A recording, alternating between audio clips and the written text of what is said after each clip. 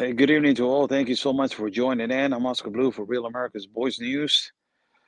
We are close, very close. This is a war zone area, as today there were missiles, flying between us as the IDF expelled a couple of two ground-to-ground missiles into the Lebanon area. We were located in an area that is called Kiryat Shimona. That is where we are now, as of right now. That is our location, and it is extremely close to the Lebanon area. As today, the IDF expelled two ground-to-ground missiles into the direction of Lebanon, and as I was doing a live hit with the network of Real America's Boys News with Dr. Gina, a siren started sounding, the alert siren started sounding, and we can actually hear the missile entering from Lebanon into the Israel hemisphere. And it was coming real close that we took the decision to stay on the ground and to, stop the broadcast and laying on the ground for a couple of minutes. After that, we got out. We heard the contact that has landed a few kilometers away from where we were at. That video was shot live, as we are going to share it later on into our platform. You can actually see that video on Real America's Voice News, the hit that we did with the morning show with Dr. Gina. Now, a lot of things have been going on. Today, we went through a couple of inspection points to get over here, all the way over here to Kiryat Shimona. That is around like 2 hours, 2 to 3 hours to get here from the particular location that we were at. This is a border that has had a lot of conflict. It is a northern border with Lebanon. It is a border that has been, consistently attacked by, by ground-to-ground missiles. It is a border that is military. You see a lot of military from Israel, as you see military tanks that I'm going to describe which ones now. Military tanks, or which ones I'm going to describe now, which ones Israel has on their possession, that they are highly technology. Also, you will see a lot of military civilian, armed civilians. You will see a lot of military personnel. You will see all kinds of rocket launchers, vehicles. You will see some AMPs. You will see all types of military equipment. Surround. Also, you will see some, particular military groups stationed in certain kind of secretive locations, and also you will see some military from Israel digging bunkers in on top of mountains in case of this invasion will actually happen. Now, not too long ago, I was in a live feed in Instagram, and you can actually hear on that Instagram some jet war. Uh,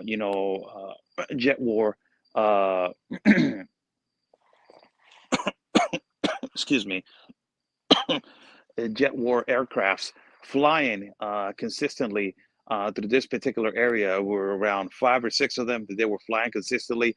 Not too long ago, before I started this live, there was a drone that it was, flying consistently through this area.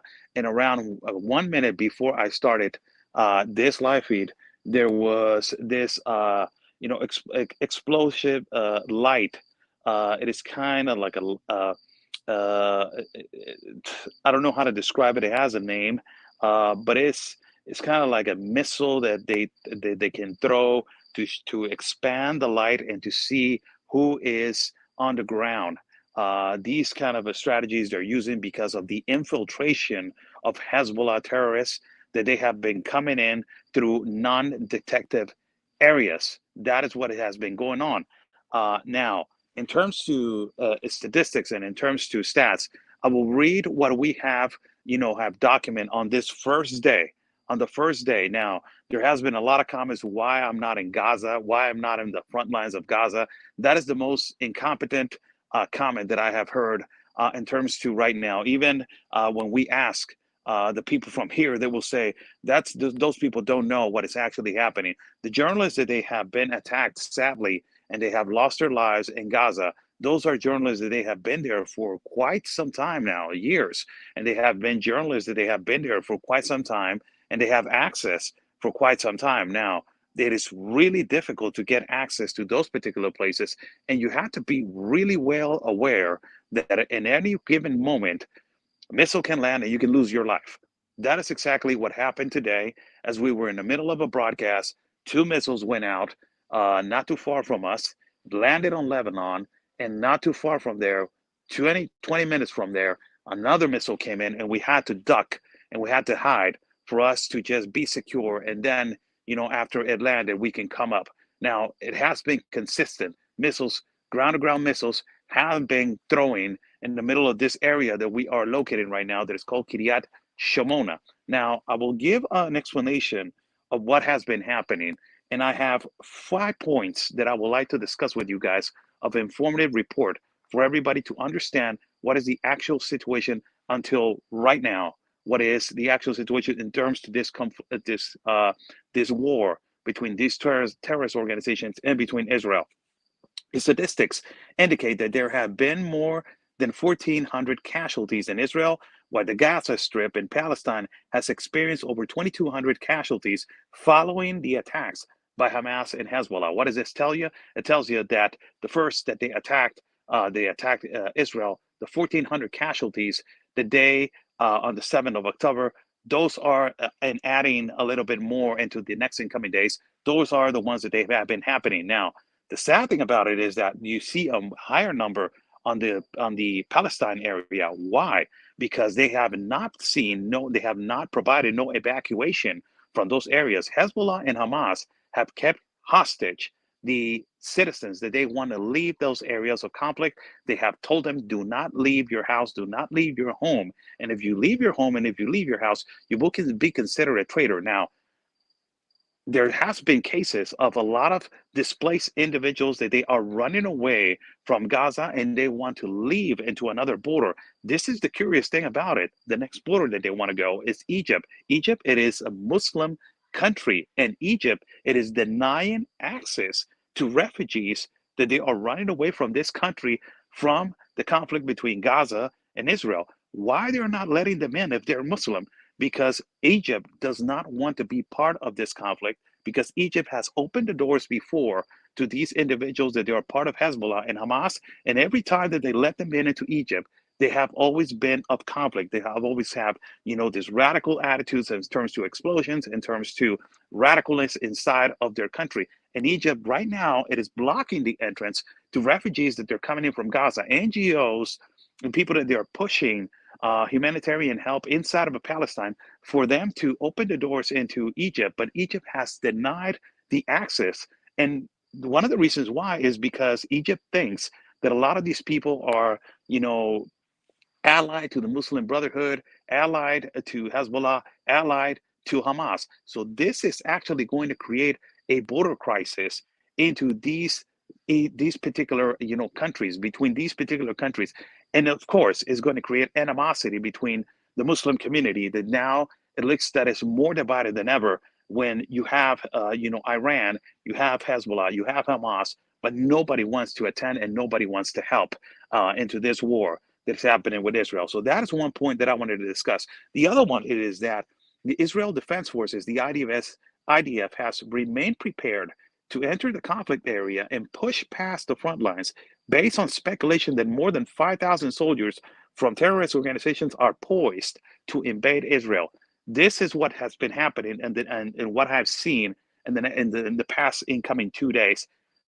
The whole country of Israel, it is prepared. It is prepared mentally and militarily to be, for an attack, for an invasion from these two terrorist organizations. What I'm saying, when I arrived to the airport, you will see a lot of civilians that they were armed. You will see a lot of military, soldiers that they were armed with long artillery weapons. Ultimately, I saw in the airport of Madrid in Spain a lot of young guys coming back into their land to fight for their country. A lot of these young individuals that they serve in the military on the 2 year service of the military, they have called them to come back, and a lot of them they're coming back. And you will see a lot of the elderly leaving Israel. A lot of the elderly that they live in conflict zones and conflict areas, they have left Israel, and you will see them a lot of Madrid. So it's an exchange of citizens. You will see a lot of the citizens that they're scared, and the third age citizens, a lot of them leaving and going to other parts of the countries and other parts of the world.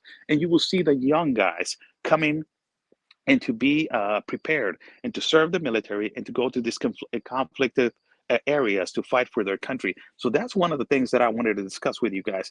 And they're physically and mentally prepared for the 5,000, speculation soldiers that they are from Hezbollah and Hamas, that they are potentially want to invade this part of Lebanon that I am located. Today we saw that action, that actually in a live hit with Dr. Gina, you will, in Real America's Business, you will hear the siren, you will hear the incoming of the missile coming into from Lebanon into Israel territory. And point number three, with over 2,200 American troops being deployed to Israel, that is the breaking news that it was yesterday, uh, primarily consisted of medical personnel.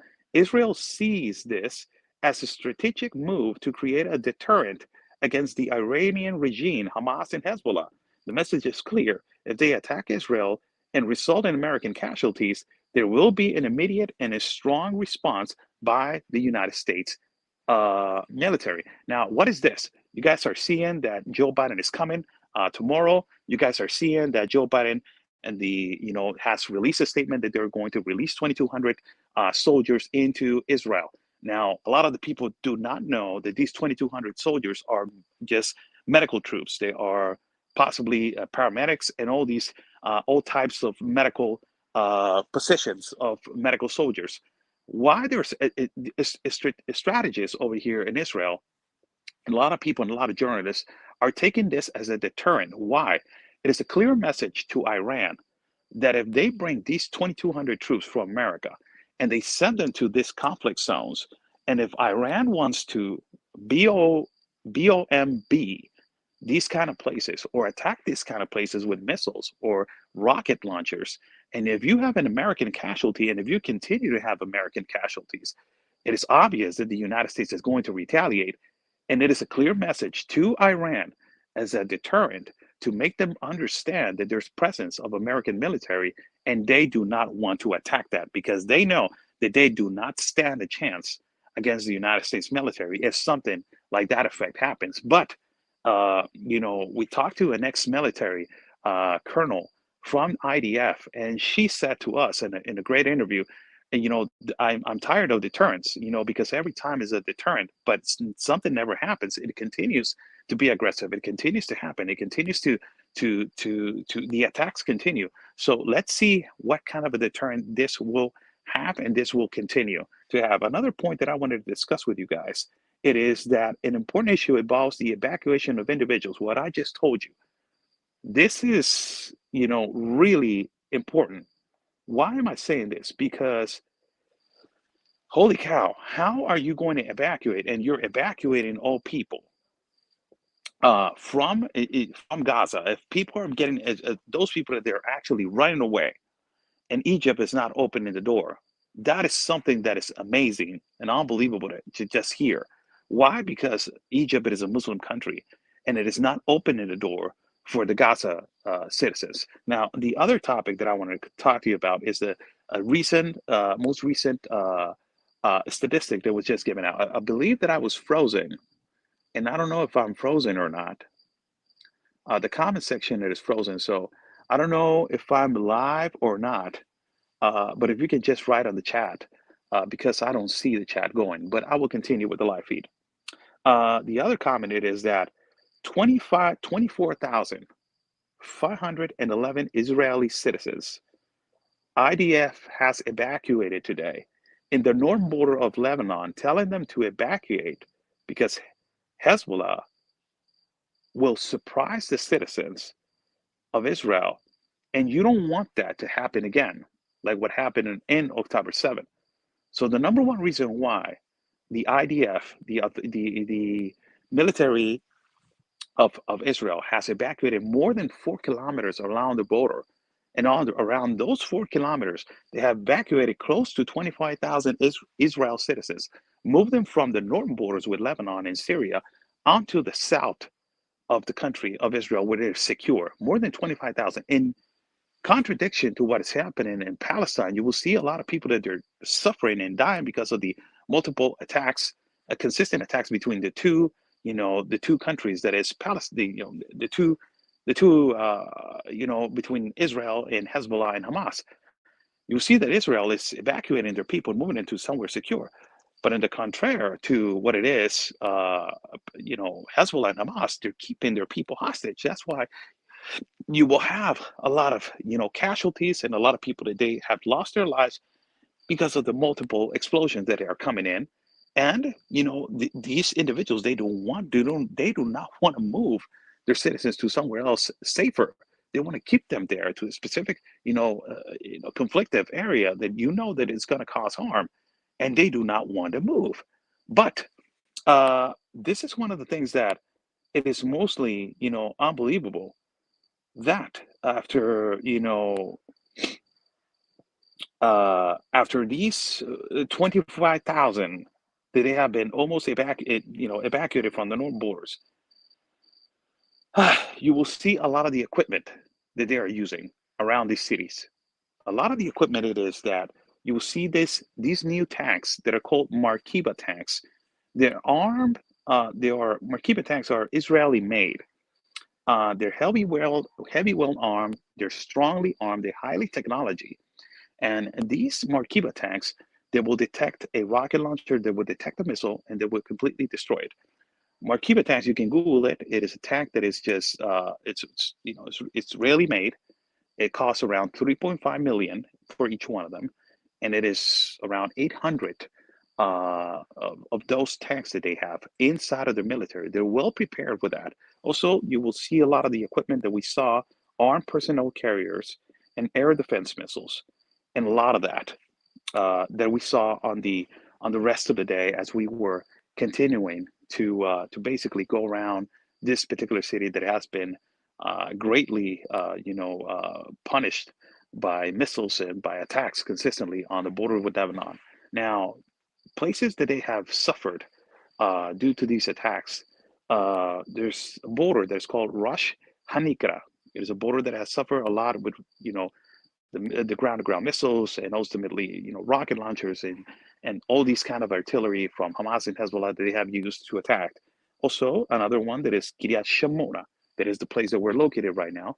It is really insecure area where today there was, you can actually be in a combat zone when you will see a missile flying from Israel, and then you will see another missile flying from Hamas, and they're flying on top of you. What do you call that? So this is a really conflicted area. Although there's places that there's peace, you can actually late at night you can actually breathe the peace. But if you move forward into the areas where we were located at, it's extremely insecure. Uh, Also, a small village called Hanida. Hanida is a small village that also has had a lot of confliction, a lot of conflictive, circumstances, and also the one that has had an infiltration, an incursion, has been Metula. Metula has one of the places that has been aggressively. They have tried to invade and they have tried to come in, and they have tried to infiltrate. An unquestionable number of times. So it is that is the actual situation in terms to those particular places.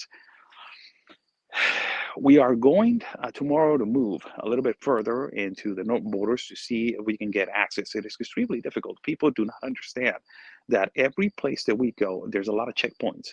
And you have to be, the good thing is that we are press credentialed, accredited, and we can move around a little bit. But there's some places that it's really difficult to get.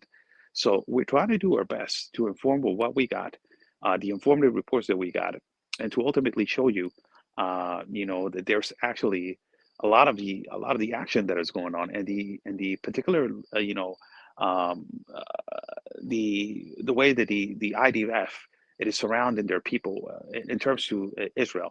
Now, people saying, "Why do you go to Palestine? Will they let me in?" A lot of people saying, "Oh, there's journalists over there." Yeah, they're journalists. They're not from Mexico. They're from Palestine. Will they let me in? That's a lot of people were saying. Why don't you go to Russia when I went to Ukraine? Does Vladimir Putin let journalists from, lets journalists in? If you don't fit the narrative of those countries, they will not let you in. If you don't in favor what they're doing, they will not let you in. So it is illogical for me, to my standard and to what I represent, that I'm always in the middle. I don't carry myself to the right. I don't carry myself to the left. But the only thing that I can tell you is that I will never support a terrorist organization. Hezbollah and Hamas, they are terrorist organizations. Whether you like it or not, there's not a justification on earth that you're going to say this war has been happening for 70 some years and it is because of territorial land. Yes, we understand that, and the Palestinian people are suffering the consequences of that, and also Israel people are suffering the consequences of a a conflict between land.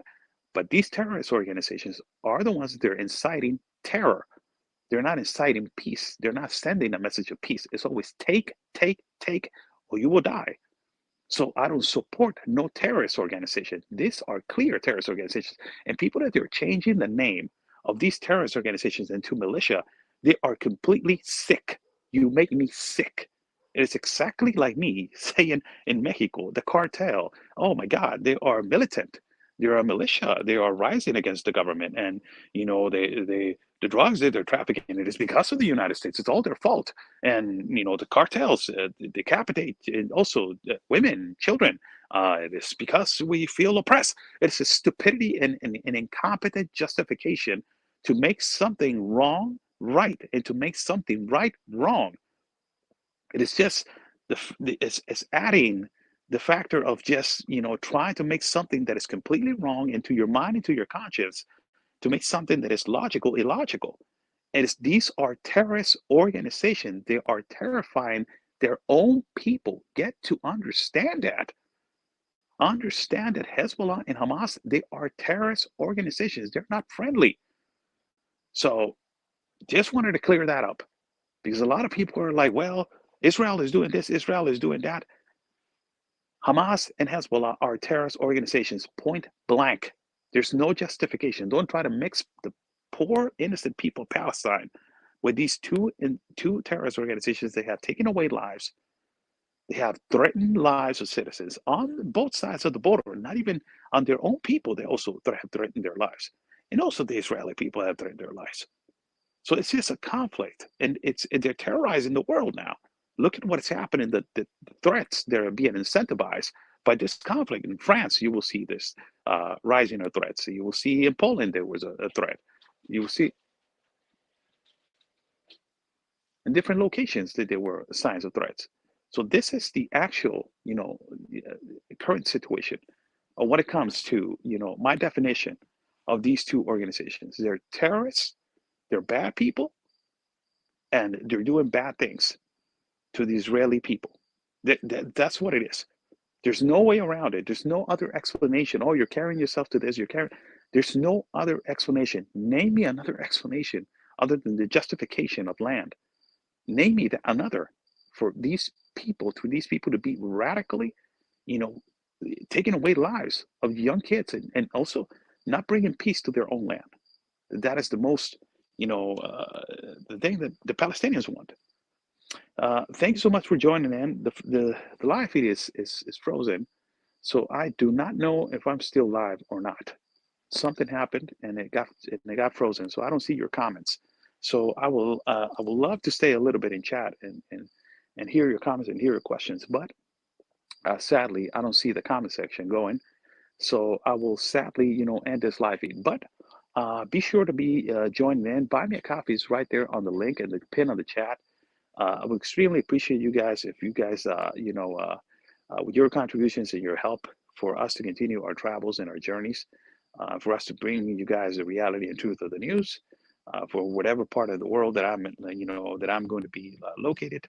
I cannot do it without your support. So we are independent, and we support on your, we depend a lot of what you guys support us. So thank you so much for that, and for all your contributions to our work. God bless you all. I will leave you guys. That was an informative report of our first day, walking around close to the borders. It's sort of adrenaline today, seeing a couple of missiles flying by and also another one coming your way. So it's not fun at all, but it's just a taste of what these people go through every day. Imagine what the Palestinian people go through. Imagine the Israel people, what they go through every day. Every day is this. Every day hearing drones, every day hearing jets, every day hearing explosions, every day. It's sad. It's extremely sad. It's just, we only want peace. That's what we want. God bless you all. Thank you so much for this attention for this live broadcast. I will be, doing another live tomorrow for every single one of you, explaining what every day what I'm seeing and every day what I'm watching. A lot of people are asking me, where are you posting English videos? Instagram, I'm posting Spanish, and on Reels, only on Reels, on Stories and Reels, I'm posting English. But where I'm posting English, my English videos is on Twitter. So you guys can go to Twitter, and my Twitter is Oscar Blue Ramirez. Check it out over there. It's completely in English. I will post a video right now of the explanations of the missiles that we encountered, and also I will share the live broadcast that is around 10 minutes with Dr. Gina, where you can actually see where we are running from the missile that it has just landed in the land of Israel. So God bless you all. Stay safe. And like we always say, people, God's plan is our mission.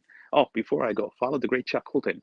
You can follow him in YouTube in the Hot Zone. Follow him also over there, and follow him in all his platforms. Follow him in CBN News that he does incredible reporting for CBN. God bless you all. Stay safe. Take care of yourself. Watch Real America's Voice News, the voice of the people, for our future programs. God's plan is our mission. Stay safe.